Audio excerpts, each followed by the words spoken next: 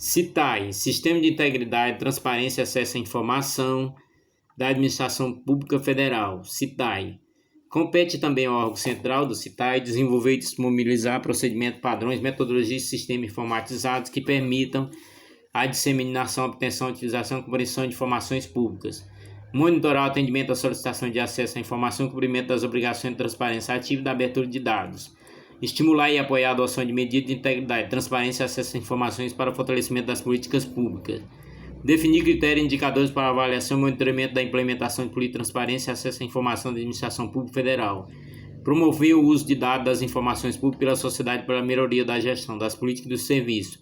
Identificar a base de dados de informação de interesse público conforme o caso. Sugerir unidades setoriais e abertura de transparência ativa.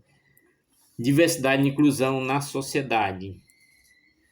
Estatuto do Idoso, Lei nº 10.741 de 2003, dá garantia de prioridade assegurada ao idoso.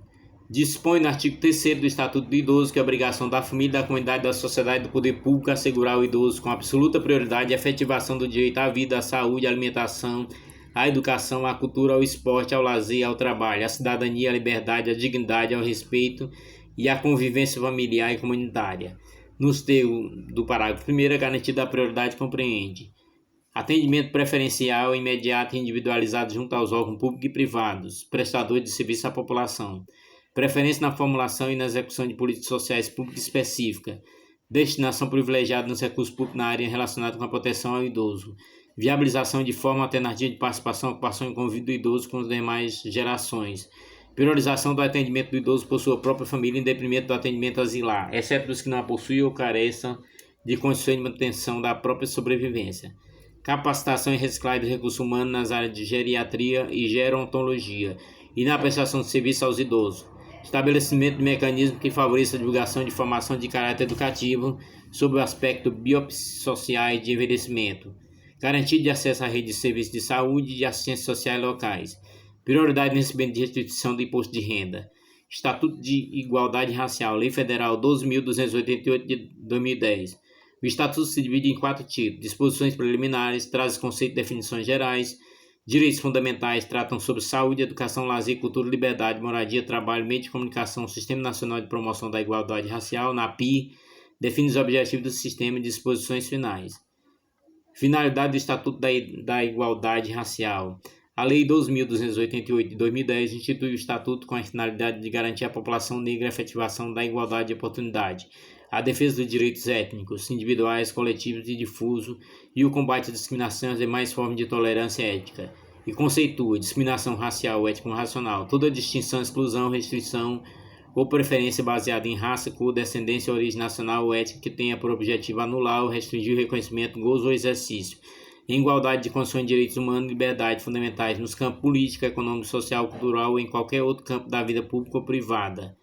Desigualdade racial, toda situação justificada de diferenciação de acesso e fruição de bens, serviços e oportunidades nas esferas pública e privada, em virtude de raça, cor, descendência ou origem nacional ou étnica. População negra, conjunto de pessoas que se autodeclaram pretas e pardas, conforme o quesito cor ou raça usado pela Fundação Instituto Brasileiro de Geografia e Estatística IBGE, ou que adota autodefinição análoga. Política pública são ações, iniciativas e programas adotados pelo Estado no cumprimento de suas atribuições institucionais. Ações afirmativas, programa e medidas especiais adotados pelo Estado pela iniciativa privada para a correção das desigualdades raciais e pela promoção das igualdades de oportunidade. Direitos fundamentais previstos no Estatuto da Igualdade Racial. Os direitos fundamentais previstos no Estatuto estão distribuídos entre os artigos 6º ao 46. São eles: saúde, educação, cultura, esporte e lazer, liberdade, consciência, crença e exercício do culto religioso, terra e moradia, trabalho, meio de comunicação. O racismo no caso da Madalena Jordano. No caso da Madalena Jordano foi bastante emblemático, mas se faz essencial estudá-lo, principalmente pelo medo racista que ele carrega. Madalena, mulher negra, viveu durante 38 anos em situação análoga à escravidão. Há uma visão errônea da mãe preta, romantizada na memória de infância de escritores intelectuais brasileiros como, por exemplo, Carlos Drummond de Andrade, trazendo o silenciamento da violência contra as escravizadas domésticas.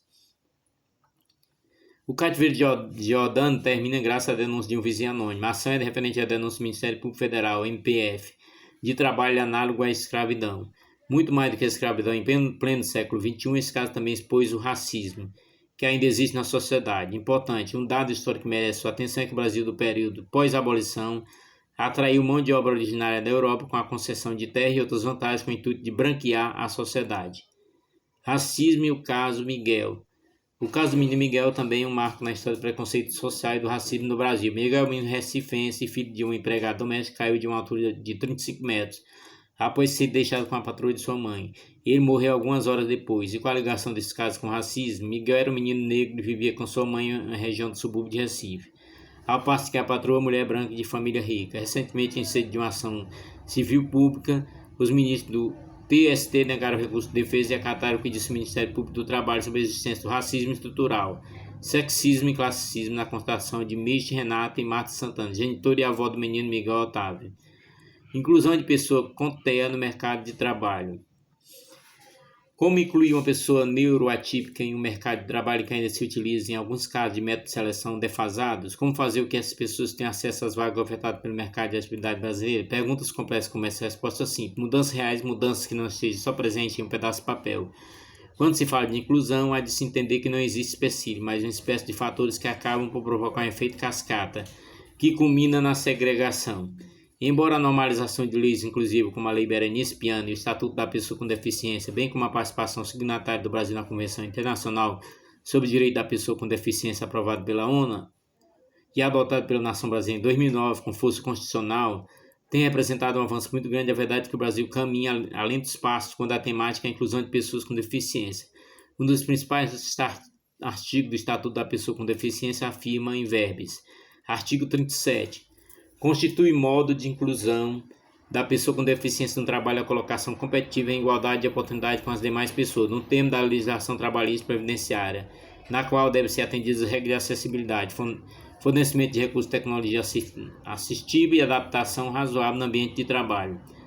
Inclusão de pessoas com TEA no mercado de trabalho. Somente a conscientização verdadeira é o caminho real para a inclusão espontânea de pessoas com transtorno do espectro autista no mercado de trabalho e não obrigatoriedade para as empresas, pois não tem o menor sentido que em plena era de informação ainda existem pessoas que mantêm ideias tacanhas sobre a deficiência. Nesse sentido é pertinente que citar um princípio pouco conhecido do direito empresarial, que é o princípio da função social da empresa. Isso inclui também a sociedade de economia mista e a empresa pública. Tal princípio não nasceu com o intuito de obstar às relações privadas, características do direito empresarial, nem tampouco retirar de tais relações o princípio de autonomia da vontade, mas sim trazer e motivar um balanceamento entre o direito privado e o Estado democrático de direito, dando assim às relações empresariais um sentido de bem-estar à coletividade, que em nada frustra as questões relacionadas aos lucros, por exemplo. A administração pública federal, direta e indireta.